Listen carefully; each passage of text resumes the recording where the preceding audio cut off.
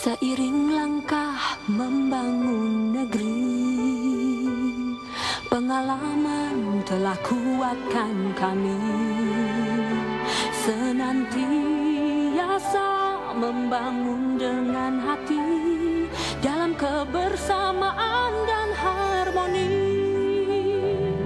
Kebutuhan Anda, kekuatan kami, keluarga tumbuh kokoh abadi, kesetiaan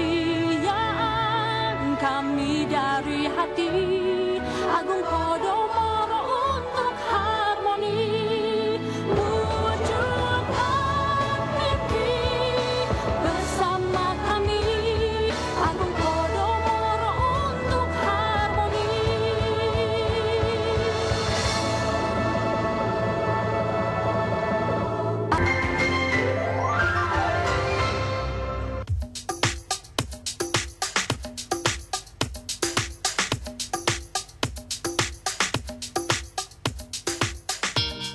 Ya, pemirsa, seru banget nih, kita sekarang lagi keliling-keliling kota Hong Kong dengan menggunakan Big Bus Tour ya, Pak ya. Luar biasa ya, Jadi sepanjang jalan bisa dilihat ini betapa indahnya Hong Kong. Di kanan kiri kita adalah gedung-gedung perkantoran, tinggi-tinggi banget.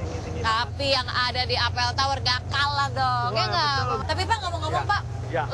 lokasi persisnya dari Apple Tower ini sendiri kan di Jakarta Barat. Nah, di mana tuh Pak? Nah, pertanyaannya bagus banget. Kalau membeli satu properti, yang paling penting adalah 5L tetap. Lokasi, Lokasi, dan tetap lokasi. Dari Bandara Soekarno-Hatta, Ya. jurusan ke Semanggi. Nah, kita akan lihat Legend S. Parman.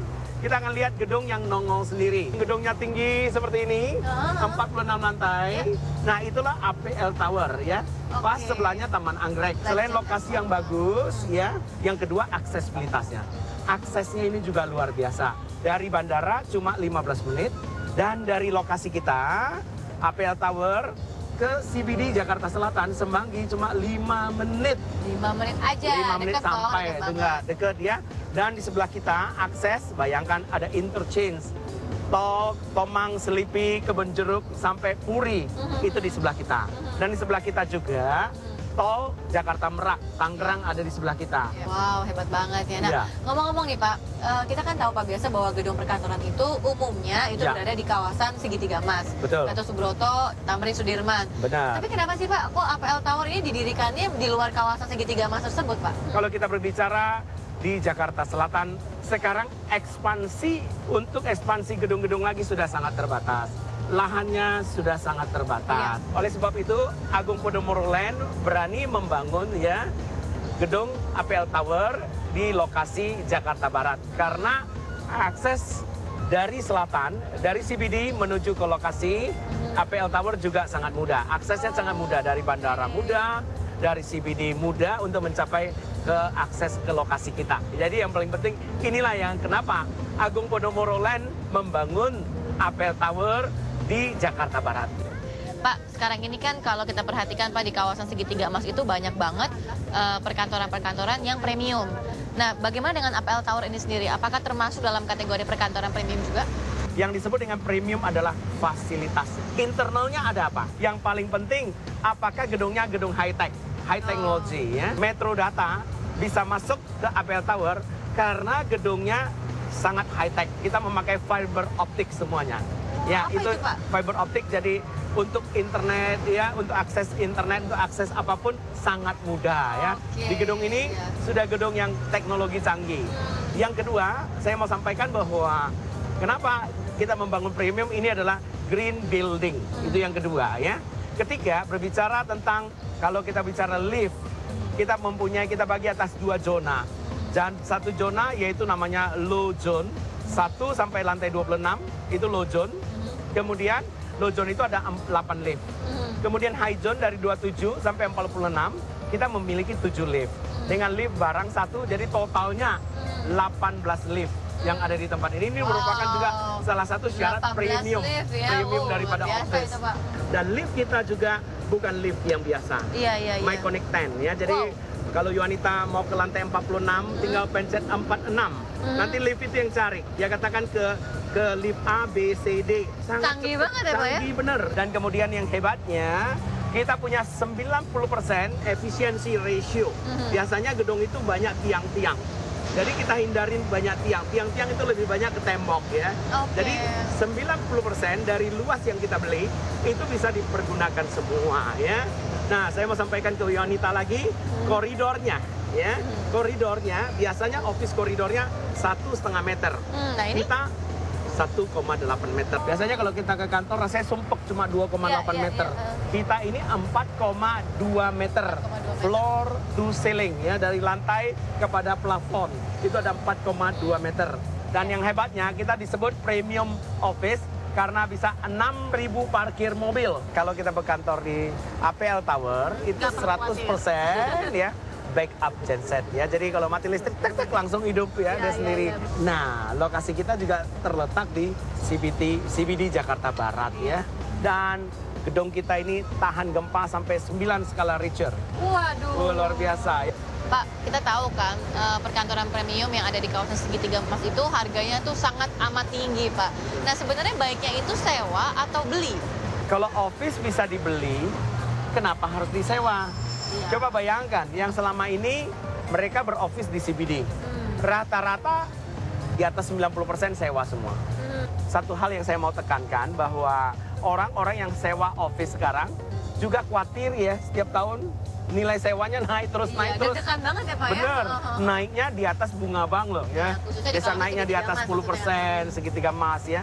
Nah, kalau bisa memiliki, ngapain kita menyewa? Betul. Kalau kita bisa menjadi hak milik, ngapain kita sewa? Toh uang sewa tadi dengan uang memiliki sama ya, kita dengan cicil, cicilan, ya. kita anggap sewa 7 tahun dengan bank. Setelah 7 tahun bank itu kembalikan kepada kita, yaitu sertifikat hak milik strata title. Ini kita bisa perpanjang lagi, meminjam uang ke bank sebagai kolateral, sebagai jaminan untuk usaha kita dan bisnis kita ya. Wah, pemirsa, jadi ini memang satu pemikiran yang sangat menarik ya. Betul. Daripada kita mengeluarkan uang yang cukup besar untuk menyewa gedung perkantoran di kawasan segitiga emas, Betul. di mana kita juga nggak tahu nih harganya setiap tahun itu pasti akan Kenaikan lebih dari bunga lagi bank kan ya. Lebih baik kita simpan uangnya, kemudian kita gunakan untuk menyicil ya, Pak ya. Menyicil, sama Gedung aja. iya, gedung perkantoran premium ya kan? Tapi aksesnya mudah untuk ke kawasan segitiga emas. Betul. Jadi nggak ada Itu yang bedanya utama, sebenarnya. ya. Yang paling penting jadi hak milik. Betul, Gitu ya, Pak jadi ya. jangan jadi kontraktor ya. Si tukang kontrak. Iya, tukang Dan kontrak. tentunya ini menjadi salah satu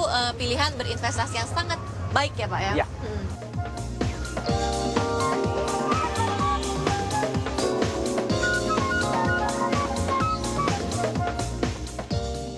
Seru juga ya, Pak ya. Waduh, keliling enak ya Big Pass ya nih. Hongkong Waduh, pakai luar biasa. bis besar ya. Pak, ngomong-ngomong Ya. Pak, masih bicara nih seputar APL Tower Ya. ya. Tadi kan Bapak udah cerita banyak nih Pak soal Betul.